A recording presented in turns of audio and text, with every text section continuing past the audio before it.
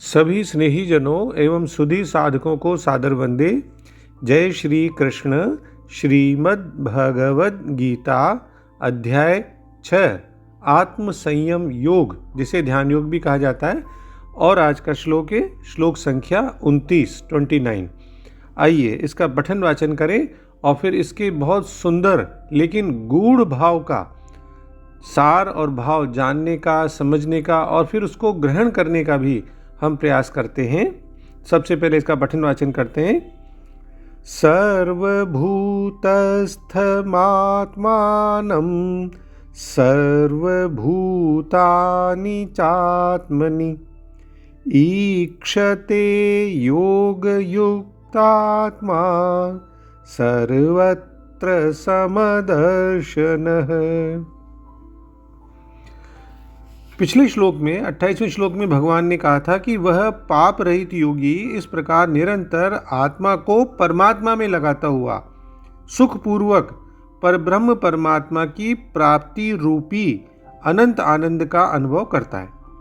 अब इस श्लोक में भगवान कहते हैं कि सर्वव्यापी अनंत चेतन में एक ही भाव से स्थिति रूपी योग से युक्त आत्मा वाला तथा सब में समभाव से देखने वाला योगी आत्मा को संपूर्ण भूतों में यानी प्राणियों में स्थित और संपूर्ण भूतों को यानी प्राणियों को आत्मा में कल्पित देखता है।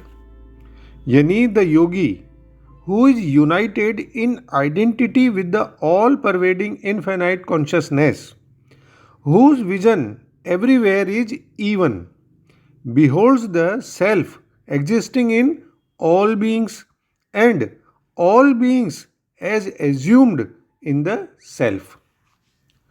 तो इस श्लोक में भगवान योगी के व्यवहार काल की स्थिति का वर्णन कर रहे हैं और वो कहते हैं कि और हे अर्जुन, हम सबसे पहले इसका पदच्छेद के माध्यम से संस्कृत शब्दों का हिंदी अर्थ देख लें तो भगवान कहते हैं कि योग युक्तात्मा यानी सर्वव्यापी अनंत चेतन में एक ही भाव से स्थिति रूपी योग से युक्त आत्मा वाला तथा सर्वत्र सब में समदर्शनः समभाव से देखने वाला योगी आत्मानम यानी आत्मा को सर्वभूतस्थम संपूर्ण भूतों में यानी प्राणियों में स्थित च और सर्वभूतानि संपूर्ण भूतों को यानी संपूर्ण प्राणियों को आत्मनि आत्मा में कल्पित ईक्षते देखता है।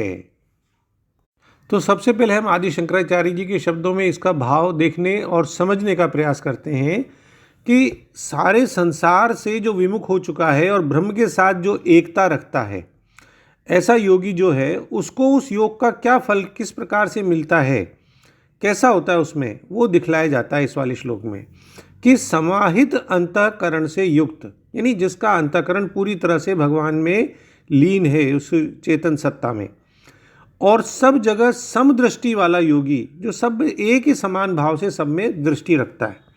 ऐसा योगी जिसका कि ब्रह्म और आत्मा इनकी एकता को लेकर एक जो ज्ञान है वो ब्रह्मा से लेकर स्थावर पर्यंत यानी सारे ही प्राणियों में जो भी समस्त विभक्त प्राणी हैं उन सब में भेदभाव से रहित सम हो चुका है।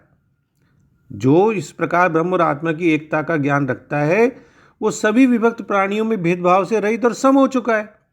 ऐसा पुरुष अपनी आत्मा को सब भूतों में यानी प्राणियों में स्थित देखता है और आत्मा में सब भूतों को यानी प्राणियों को देखता है।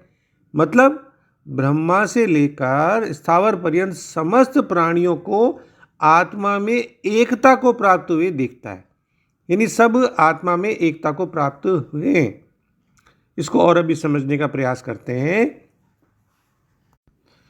यदि हम ध्यानपूर्वक गहन चिंतन अध्ययन करें तो भगवान श्री कृष्ण इस श्लोक में स्पष्ट घोषणा करते हैं कि केवल वह पुरुष आत्मज्ञानी या ईश्वर का साक्षात्कार करता नहीं कहा जा सकता जिसने केवल स्वयं को ही शुद्ध दिव्य स्वरूप में अनुभव किया हो।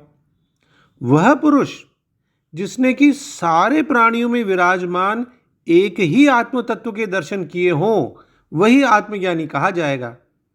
यानी जैसे अपने हृदय में स्थित एक चैतन्य आत्मा है, उस प्रकार ही सर्वत्र सभी नामों में, रूपों में, आकार, प्रकार और प्राणियों में वही चैतन्य आत्मा स्थित है। और यही चैतन्य सारा जो संसार दिखाई दे रहा है उसका अधिष्ठान है। इसलिए हृदय में स्थित चैतन्य के अनुभव का क्या अर्थ हुआ कि सर्वत्र व्याप्त वही नित्य तत्व है और उसको अनुभव करना है। अपने जो अनुभव है चैतन्य का, उसको अनुभव करना, वैसा ही जैसे हम सभी में व्याप्त नित्य तत्व को अनुभव करें। देखिए, अहम ब्रह्मास्मि, ये जो है अहम ब्रह्म अस्मि, इसका जब हमें अनुभव होता है तो ये पूर्णता का सूचक है और इसे ऋषियों ने सदैव अपना लक्ष्य बनाया है। अब इसी अनुभव को इस श्लोक में बहुत प्रभावशाली ढंग से दिखाया गया है। गीता में तो हम जानते हैं सभी जगह यही सत्य प्रतिपादित है कि विभिन्न नामों में, रूपों में, आकार प्रकार में ये जो सृष्टि है ये उस एक पारमार्थिक सत्य परमात्मा की अभिव्यक्ति है। ठीक, या यूं कहें कि यह सृष्टि उस सत्य पर अध्यस्त है, आभासित है या कल्पित है। इस दृष्टि से अगर देखें तो संपूर्ण नाम रूपों का ये जो संसार है, अधिष्ठान है, यह वो आत्म तत्व ही है। कैसे? कि भाई मिट्टी के हजारों बर्तन हैं तो उनमें तत्व से तो सब में मिट्टी है। सैकड़ों आभूषण हैं तो तत्व की दृष्टि से सब में सोना एक ही है। लाखों तरंगें उठती हैं समुद्र में, पर तत्व की दृष्टि से तो उनमें सब में जल ही है। तो ठीक इसी प्रकार आत्मा ही एक है, जो समस्त वही आत्मा समस्त नामों में, रूपों में, आकारों में, प्रकारों में, अलग अलग प्राणियों में अधिष्ठान के रूप से स्थित है। यानी यही है सर्वत्र व्याप्त आत्मा का अनुभव करना। तो वह योगी जब ऐसा अनुभव करता है तो वह स्वयं आत्मस्वरूप बन जाता है।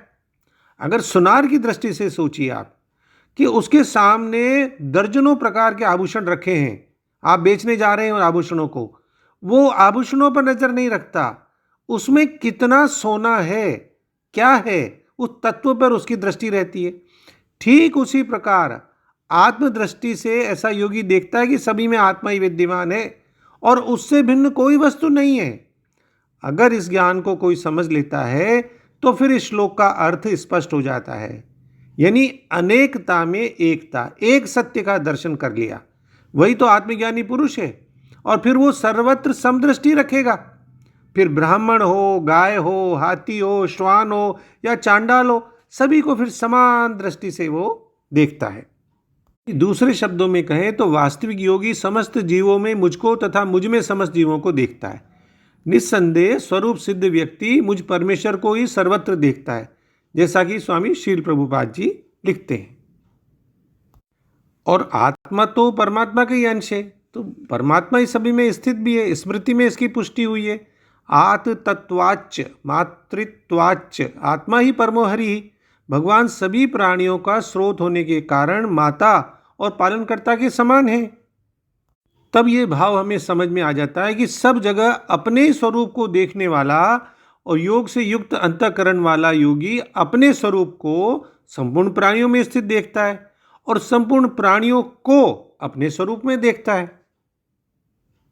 यानी तरह तरह की वस्तु, व्यक्ति, प्राणी आदि में समरूप से एक अपने स्वरूप को ही देखता है।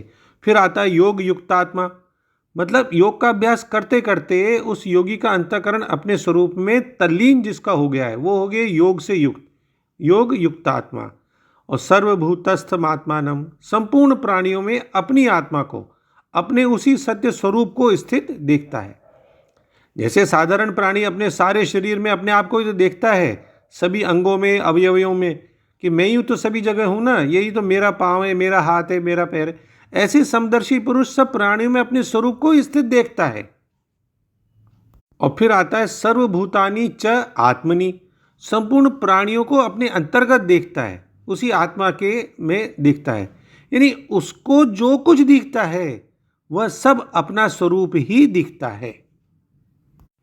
यानी और भी अधिक सरल शब्दों में इसका अर्थ हम देखें भाव, तो सच्चा योगी अपनी चेतना को भगवान के साथ एकाकार करके समान दृष्टि से सभी जीवों में भगवान को और भगवान को सभी जीवों में देखता है। यदि हमारे सामने 17 तरह की शक्कर से बनी हुई मिठाइयाँ हों तो क्या कहलाएगी उसकी मिठास, कि सभी में वो एक ही मिठास शक्कर की ही है। तो इसी प्रकार सभी पदार्थों में भगवान अपनी विभिन्न शक्तियों के साथ स्वयं रहते हैं। नारद पंचरात्र, उसमें भी एक श्लोक बहुत अच्छा आया, एक देशस्थित, यानी जिस प्रकार सूर्य एक स्थान पर स्थित रहकर अपना प्रकाश सब जगह फैला देता है, उसी प्रकार से भगवान अपनी विभिन्न शक्तियों द्वारा सर्वत्र व्याप्त रहते हैं और उनका पोषण करते हैं। तो इस प्रकार जो पूर्ण सिद्ध योगी होता है वह सभी वस्तुओं को भगवान से जुड़ा हुआ ही मानता है। यानी यूं कह सकते हैं कि योग में सामंजस्य स्थापित कर चुका कोई ऋषि है तो वो सभी प्राणियों में आत्मा को और आत्मा में सभी प्राणियों को देखते हैं। वे हर जगह एक ही चीज को देखते हैं। और योग का शब्द का अर्थ तो हम जानते हैं, आत्मा से मिलन, व्यक्ति का ब्रह्म में विलीन होना। तो फिर वे सब कुछ एक समान दृष्टि से देखते हैं। हम इसको इस प्रकार भी समझ सकते हैं कि कोई रस्सी है, हम उसमें सांप को देखते हैं, यानी सांप वहाँ है नहीं, उसका अस्तित्व नहीं है, पर उस रस्सी पर हम सांप को आरोपित देखते हैं, सांप का आभास होता है, यानी हम सांप को वहाँ कल्पित देखते हैं, यानी रोप नहीं है, we assume that snake is there. ठीक है, तो सांप रस्सी पर आरोपित होता है, यानी वो वास्तव में मूल पदार्थ से यानी रस्सी से भिन्न नहीं है, उसका अपना अलग कोई अस्तित्व नहीं है, वो आभासित है, वहाँ आरोपित है, कल्पित है, केवल एज्यूम्ड है केवल वहाँ पे। तो सांप रस्सी से भिन्न नहीं हुआ। ठीक इसी प्रकार सारे प्राणी और सारा संसार उस आत्मा पर ही आरोपित है, कल्पित है, वो अधिष्ठान है उनका। तो जिस साधक ने अपने भीतर ब्रह्म का अनुभव कर लिया फिर वो सर्वत्र उसी चीज को देखता है। यानी जब कोई ऋषि है और उसको ये ज्ञान हो जाता है कि वो शरीर नहीं है, अहम ब्रह्मास्मि, मैं ब्रह्म हूं, इसलिए स्वयं को फिर वो शरीर तक सीमित नहीं रखता, दूसरों को भी शरीर तक सीमित नहीं रखता। हर चीज को फिर वो अलग अलग अंशों के रूप में, भिन्नता के रूप में, अलग अलग रंग रूप और प्राणियों के आकार प्रकार के रूप में अलग अलग नहीं समझता। वह अपने भीतर और सभी वस्तुओं में फिर उस एक सर्वव्यापी आत्मा को ही देखता है। यानी अगर शरीर के रूप में देखेगा तो वो भिन्नता देखेगा, अलगाव देखेगा, लेकिन अगर आत्मा के रूप में देखेगा तो उसको एक ही चीज दिखाई देगी। तो शरीर के रूप में हर व्यक्ति, हर चीज अलग है, भिन्न है, हर चीज दूसरी से भिन्न प्रतीत होती है। पर यह अलगाव किस लिए आया? अज्ञान की वजह से। कौन सा अज्ञान? कि हम देहाभिमानी हैं, शरीर के रूप में सबको देखते हैं, समझते हैं, इसलिए। और जो मनुष्य को शरीर से ही बांधे रखता है तो हमें भिन्नता दिखाई देती है। जब यह अज्ञान दूर हो जाता है तो मनुष्य को यह ज्ञान हो जाता है कि वो तो आत्मा है और आत्मा जैसी उसमें ऐसे सर्वव्यापी है सब में। तो इस प्रकार वो पाता है कि वह आत्मा के रूप में ही सब कुछ है और जो कुछ भी दिखाई देता है स्वयं आत्मा के रूप में ही सब कुछ। तो ये सर्वत्र एक समदृष्टि हो जाती है, तब वो शरीर सभी को समान दृष्टि से देखने वाला हो जाता है। अब आप समझ सकते हैं कि ऐसे ऋषि सभी के प्रति प्रेम क्यों रखते हैं, क्योंकि दूसरों के प्रति प्रेम ही सर्वस्व में बदल जाता है। जो स्वयं का प्रेम है वो वयम में बदल जाता है, सर्वस्व में बदल जाता है। लोग सभी के प्रति प्रेम का समर्थन क्यों करते हैं? क्यों? क्योंकि सभी में केवल एक ही आत्मा है। तो प्रेम जो है सभी में वो इस एकता को ही प्रकट करता है। तो इस श्लोक के भाव को और अच्छी तरह समझने के लिए हमें भगवत गीता के ही 13वें अध्याय के 14वें श्लोक को, 13वें अध्याय के 28वें श्लोक को, इसी अध्याय के अगले 30वें और 31वें श्लोक को और ईशा उपनिषद के श्लोक 6 को भी देखना चाहिए, जो कि ये कहता है कि ज्ञानी व्यक्ति सभी प्राणियों को आत्मा में और आत्मा को सभी प्राणियों में देखता है, इसी कारण वो किसी से घृणा नहीं करता। ईशा उपनिषद श्लोक 6 में स्पष्ट ये बात आई। फिर हमें गीता के 4थे अध्याय के 35वें श्लोक को भी देखना चाहिए। कैवल्य उपनिषद श्लोक 10, उसमें भी आया है ये सेम बात कि सभी प्राणियों में आत्मा को और आत्मा में सभी प्राणियों को देखकर ही सर्वोच्च ब्रह्म प्राप्त होता है। इसके अलावा कोई और तरीका नहीं है। यानी हर चीज में ईश्वर को देखो। और ये भाव अगले 2 श्लोकों में 30वें और 31वें श्लोकों में और भी स्पष्ट रूप से समझ में आता है। तो अंत में हम डॉक्टर राधा कृष्णन जी के सरल शब्दों में इसका अर्थ देख लें कि जो व्यक्ति योग द्वारा समस्वरता को प्राप्त हो जाता है वह सब प्राणियों में आत्मा को निवास करते हुए सब प्राणियों को आत्मा में निवास करते हुए देखता है। यानी वह सब जगह एक ही सी वस्तु देखता है। जय श्री कृष्ण। ओम श्री कृष्णार्पणमस्तु। डॉक्टर BK शर्मा के प्रणाम और किसी भी भूल अथवा त्रुटि के लिए क्षमा। सर्वे भवन्तु सुखिनः, सर्वे सन्तु निरामया।